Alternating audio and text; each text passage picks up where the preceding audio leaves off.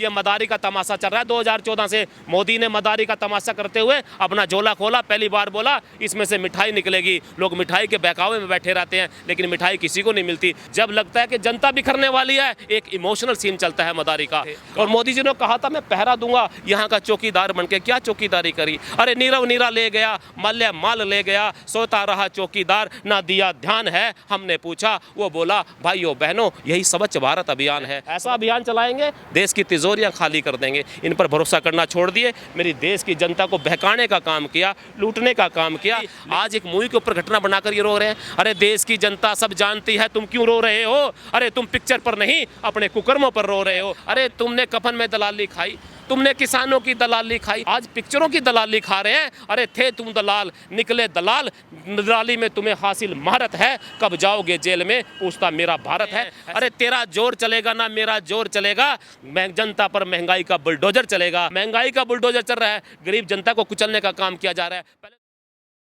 साहेब सिंह गुजर हमारे साथ मौजूद हैं, जो कि पेशे से वकील हैं, किसानों के प्रवक्ता के तौर पे भी जाने जाते हैं और शेरो शायरी में तो माहिर है ही। तो आज दिलचस्प बात होने वाली है। साहेब सिंह जी, आपसे सबसे पहले मेरा यही सवाल, किसान आंदोलन में लगातार जुड़े रहे, भारतीय जनता पार्टी फिर भी जीत गई सर।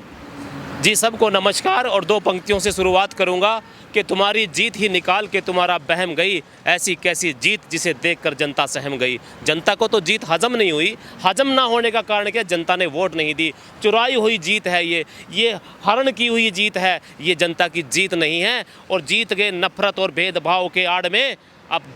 अब तुम्हारी लूट हो गई दुगनी, जनता जाए भाड़ में। अब जनता का कोई लेना देना नहीं है, ये जीते जरूर हैं, मगर मैंने पहले भी कहा था आपके चैनल पे, मेरे देश के किसान से जो मोदी सरकार ने सरेआम माफ़ी मांगने का काम किया था, घुटने टेकने का काम किया था, उसकी बदौलत भी मैं कह सकता हूँ कहीं ना कहीं मेरे किसान भाई कहीं ना कहीं इनके बहकावे में आए हैं। और मैंने तो पहले भी कहा था, आपके चैनल के माध्यम से कई बार कहा था मैंने कि भोले भाले थे किसान मेरे, भोले भाली थी जनता मेरी, तुम्हारी चालाकियों से बेखबर थे, सत्ता फिर से उनको सौंप दी जो अंग्रेजों के मुखबर थे। बड़े दुख की बात है, आज फिर अंग्रेजों की मुखबरी करने वाले, देश को तोड़ने वाले, धर्म को तोड़ने वाले, जातियों को तोड़ने वाले फिर सत्ता पे काबिज हो गए। साहब जी, अब आप ही से सवाल है मेरा, आपने बहुत कुछ कह दिया कि भोले भाले किसान थे, फिर से बहका लिया जी। सर मोदी जी एक बार नहीं 2 बार आ गए, और तीसरी बार अगर चुनाव की बातचीत किया जाए तो विधानसभा का भी चुनाव उत्तर प्रदेश में, तो योगी जी ने काफी कुछ मेहनत कर दिया, लेकिन फिर भी जीत गए सर। 1 बार गलती, 2 बार गलती, सर 3 बार गलती। इसका भी कारण है, इसका कारण होगा, आपने देखो गांव के अंदर कभी ना कभी देखा होगा आपने मदारी को आते हुए,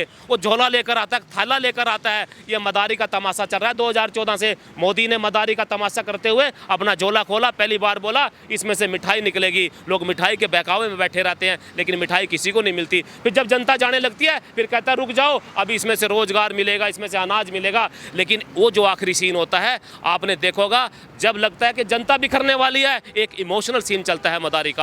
गांव के अंदर क्या करता है, अपने जमूरे के गले में डाल देता है और रोता है। ये रोने वाला सीन जो है ना इस सत्ता में बैठे हुए लोगों का, इन्होंने पैर पकड़े, लास्ट सीन चल रहा है इनकी सत्ता का। जब उसका देखा मदारी देखता चले जाते हैं, फिर वो कहता है जी मेरे जमूरे की कसम, जिसके गले में छुरा डला हुआ है, आपने इसके नाम पर अनाज देना पड़ेगा। आज वही इमोशनल सीन देश के अंदर चल रहा है। 24 में कोशिश करेगा, लेकिन जनता बहकावे में नहीं आई। इस इमोशनल सीन के बाद नए युग की शुरुआत होगी, और इन जो अंग्रेजों के मुखबरों से देश को छुटकारा मिलेगा, जनता को छुटकारा मिलेगा। सर आप कह रहे हैं अंत होगा, ये तो 24 की सुबुगाहट अभी से मच गई सर। नए मंत्रिमंडल का विस्तार हुआ और इतना भव्य आयोजन में शपथ समारोह किया गया, शपथ ग्रहण किया गया, योगी जी ने लिया, और 13 से ज़्यादा नए पदों को रखा गया, मंत्रिमंडल में रखा गया। सर क्या लग रहा है, बताया जा रहा है कि 24 की छवि अभी से साफ दिख रही है, क्या लग रहा है? मोदी जी भी यहाँ तक इस बातों को कह रहे हैं, जिक्र कर रहे हैं। अरे आपने देखा नहीं चुनाव के बाद इनके शपथ के बाद क्या हुआ? पेट्रोल बढ़ रहा है, डीजल बढ़ रहा है, और आप देख सकते हैं कि आज भी रेट बढ़ते हुए जा रहे हैं। अरे तेरा जोर चलेगा ना मेरा जोर चलेगा, जनता पर महंगाई का बुलडोजर चलेगा। अब ये जो बुलडोजर आया ना महंगाई का, जनता को कुचलने का काम करेगा। जनता भोली भाली नहीं है, एक बार बहकावे में आ जाती है, दूसरी बार बहकावे में आ जाती है। और 24 से पहले ये इमोशनल सीन जितने मर्जी करें, रोए, जितने पैर पकड़े, किसान किसानों से पैर पकड़ कर आए थे, मोदी जी ने नाक रगड़ी थी, इनकी जान बची, मेरे देश को, किसान को बहकाने का काम किया। लेकिन पोल खुल गई है। कल टिकैत साहब, आपने देखा होगा चंडीगढ़ के मोहाली में 50,000 लोग इकट्ठे हुए कि हमको फिर ठग लिया गया, हमारी वोटों को ले लिया गया है, और उसके बाद फिर किसानों को दबाने की काम किया जा रहा है और हमारी मांगों को भी दरकिनार किया जा रहा है। हम फिर आएंगे, लेकिन हारने वाले नहीं हैं। अंग्रेजों के खिलाफ आपने होगा 1857 में चिंगारी उठी थी, मेरठ से निकली थी, लेकिन अगर उसी टाइम इकट्ठी क्रांति आती, उस देश को उसी टाइम जीत लिया जाता। लेकिन वो पहले क्या हुआ था, हमारी बात लीक हो गई थी। वही लड़ाई चल रही है। अंग्रेज क्या 1 साल में चले गए थे, 2 साल में चले गए थे, अरे हम भी इंतजार करेंगे, 2024 में चले जाएंगे। सर, आप किसानों की बात कर रहे हैं, अब इसी से एक वाक्य मुझे याद आ जाता है। राकेश टिकैत ने कहा था कि बीजेपी की वोट कोको ले गई जी। हवा हो गया हवा, वोट का तो कोई नामो निशान नहीं है, लेकिन भर भर के वोट मिला है, काफ़ी कम मार्जिन से ही। देखिए, टिकैत साहब ने कहा था वोट कोको ले गई है, तो इसका मतलब क्या था, किसान बहक गए। अगर टिकैत साहब और किसान नेता कहते हैं कि भाजपा की वोट तो विपक्ष लेके चला गया, वो पार्टी लेकर चली गई, या इशारा किया जाता किसानों को कि वोट वहाँ दे के जानी है, तो ये किसानों की वोट एक जगह चली जाती। आज इन्होंने क्या कहा था, मैंने पहले भी कहा था, विपक्ष बिखर गया, उसके बाद वोट बिखर गई, सारी वोटें आप यूपी में देख सकते हैं इकट्ठी जाती तो इनका सफाया हो जाता। और ये कौन लोग हैं, तो क्रिमिनल लोग हैं। क्या आपने देखा क्राइम को ख़त्म करने के लिए कितनी कोशिश की जाती है? क्राइम ख़त्म होता है क्या? क्राइम बढ़ता रहता है। लेकिन एक कहावत होती है, चोर को ना मारिए, चोर की माँ को मारिए। भाजपा को हराने की जरूरत नहीं है, हम भाजपा को मिट्टी में मिलाने का काम करेंगे। राशन चल गया सर उत्तर प्रदेश में, राशन के साथ साथ बुलडोजर भी चल गया उत्तर प्रदेश में। आपने देखा कि बुलडोजर में जहां आप यहीं पे गरीब की रेडी को उठा के उसमें डाल कर ले जाने का काम किया, ये बुलडोजर भी चल रहा है। महंगाई का बुलडोजर चल रहा है, गरीब जनता को कुचलने का काम किया जा रहा है। पहले तो गाड़ी ने कुचलने का काम किया था, अब तो बुलडोजर कुचल रहा है। बुलडोजर कुचलेगा, कोई बात नहीं, आज कल परसों 24 दूर है, अभी 24 से पहले भी हम इनको कुचलने का काम करेंगे। चलिए, आप जो है चुनाव से पहले मतलब आपने बहुत कुछ चीज़ें कहा था कि सावधानी बरतनी चाहिए विपक्षी पार्टियों को, अगर उन्होंने सावधानी नहीं बरती, जो अमूमन आपकी बातें थी, और अगर उस पर खरी नहीं उतरती हैं तो विपक्षी पार्टियों का हार का सामना करना पड़ सकता है, क्योंकि भारतीय जनता पार्टी तो एक सेंट्रल में है ही है। उसके तमाम साथी के बाद देखने को ये मिला, सब कुछ होने के बावजूद भी, कि प्रधानमंत्री मोदी जी जाते हैं, अमित शाह जी जाते हैं, तमाम बड़े दिग्गज नेता जाते हैं। तो क्या लगता है कि क्या कमी रही होगी विपक्षी पार्टियों में, या फिर भारतीय जनता पार्टी में वो क्या मजबूती रही होगी जिसकी वजह से जीत हासिल करी? विपक्षी पार्टियों में क्या कमी रही होगी जो देखिए, आप ये कह सकते हैं कोई भी चला जाए। मैंने पहले भी कहा था कि किसानों की वोट को बिखरने का काम हुआ है। कोको वोट ले जाने का मतलब क्या, बताया नहीं गया किसानों की वोट कहाँ जाएगी। और दूसरा सबसे बड़ा कारण यह है कि किसानों से माफ़ी मांगने का काम किया। यदि किसान आंदोलन के रहते हुए खुद के सरों में हार चुके थे, अगर ये चुनाव होते, आज तो ये आरोप कह रहे हैं कि सबसे ज़्यादा संगठन तो इस बिल के सपोर्ट में थे। अरे कौन लोग थे वो जो कमेटी की आज अब रिपोर्ट की बात कर रहे हो? कमेटी बनाने वाले कौन थे? इन्हीं के भाजपा के लोग थे। अगर उनकी रिपोर्ट आएगी तो उनको तो आएगी। और वही लोग आज मोदी को बिल बनाने पे खुश हो रहे थे। जब मोदी ने माफी मांगने का काम किया, बिलों को वापस लिया, तो इस बात की तारीफ होने लगी कि बिल कहीं ना कहीं गलत थे। ये कौन लोगों ने भरोसे नहीं किया जा सकता। लेकिन आने वाले टाइम में अगर किसान की बात करेगा, वही देश पर राज करेगा। इनको इस तरह से देश की जनता को कुचलने नहीं दिया जाएगा। सर, मूवी चल रहा है और काफ़ी आंसू भी बहाए जा रहे हैं। अरे मैंने देखा, एक आंसू काश के यहाँ महंगाई के नाम का गिर जाता, एक आंसू शायद भगत सिंह के नाम पे पिक्चर आई थी वहाँ गिर जाता, झांसी की रानी की पिक्चर आई थी वहाँ पे गिर जाता। ये रोने वाले कौन हैं?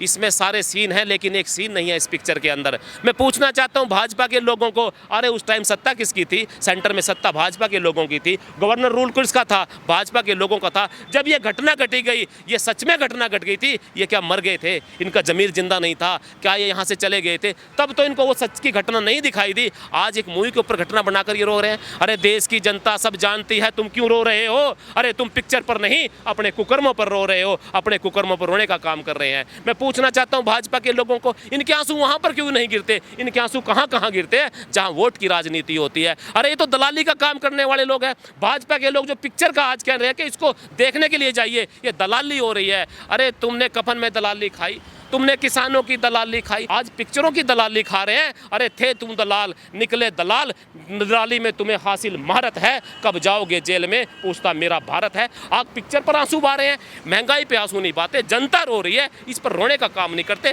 काश के इनका एक आंसू इस देश की जनता के लिए भी बरसे। सर, $1 ट्रिलियन इकोनॉमी बनाने की बातचीत कर रहे हैं उत्तर प्रदेश में, कह रहे हैं बड़े बड़े महारथियों से बातचीत चल रही है, उद्योगपतियों से बातचीत चल रही है। उसके बाद जो नए मंत्रिमंडल में जो लोगों की जो टीम गठित किया गया उनसे भी बातचीत की जा रही है।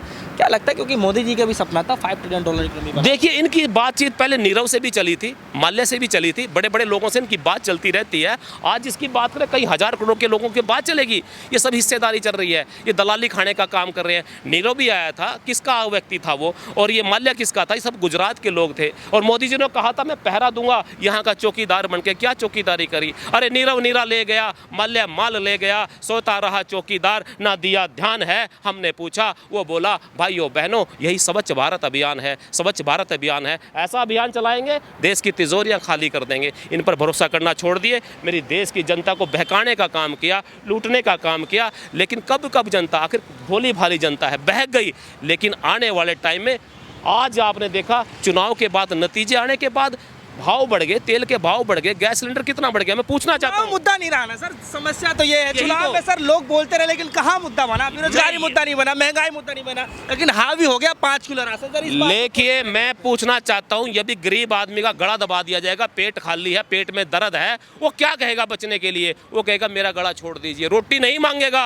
वही कारण ये होता है, वोट के टाइम में रोने का काम करते हैं। धर्म के नाम पे वोट दे दीजिए, जाति के नाम पर वोट दीजिए। अरे जाति के नाम पर वोट मांगने वाले, धर्म के नाम पर वोट मांगने वाले, आपने देखा कभी यूपी के अंदर विकास के नाम पर वोट मांगी? कहीं विकास के नाम पर वोट नहीं मांगी, डरा धमका कर वोट लेने का काम किया। और आने वाले टाइम में देखिए, वही लोग तो पंजाब के अंदर थे, इनको घुसने तक नहीं दिया गया, वहां का भी तो चुनाव का रिजल्ट आया। लेकिन जो इन्होंने हाईजैक लोगों को किया है, डरा का धमका कर, जातियों के नाम पर, धर्म के नाम पर, इनकी पोल खुलने वाली है। इनका आखिरी सीन जो जमहूरियत के गले में वो सीन चल रहा है, पहले सारे सीन खत्म हो चुके हैं और वो निकलेगी, इसकी पोल खुलेगी, मेरे देश की जनता खुद ही भगाने का काम करेगी। चलिए, आपने सन 2022 की भविष्यवाणी करी थी विधानसभा चुनाव की कि विपक्षी पार्टियां एक दो कमियां हैं, अगर वो कमियों को नहीं पकड़ के चलेगी तो हार ही मिलेगा, और अमूमन उस बात को सच्चाई निकला।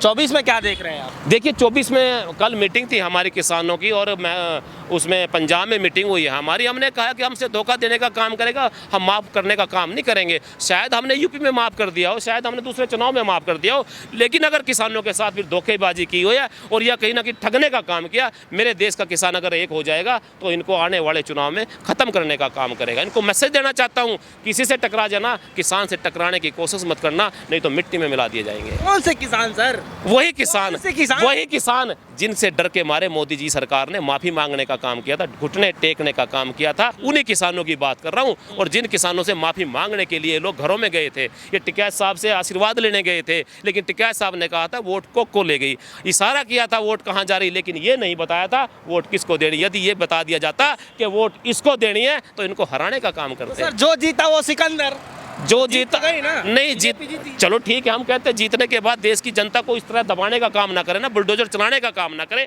महंगाई की मार ना करे। अगर मेरे देश के किसान को ऐसे ही या जनता को दबाया जाएगा तो देश की जनता माफ नहीं करेगी। चलिए